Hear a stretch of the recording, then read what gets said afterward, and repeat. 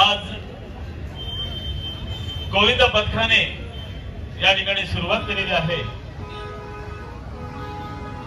आणि हा कांजूरचा एकमेव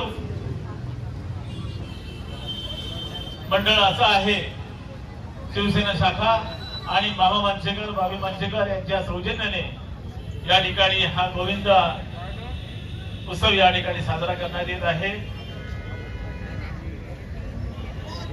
पहिला जो गोविंद आहे 1 2 3 4 5 आणि 6 थर या ठिकाणी आपल्याला पाहायला मिळत आहेत। तरी सर्वांनी जोरदार टाळ्या वाजवून त्यांचं अभिनंदन करूया। सावकाश सावकाश सावकाश सावकाश।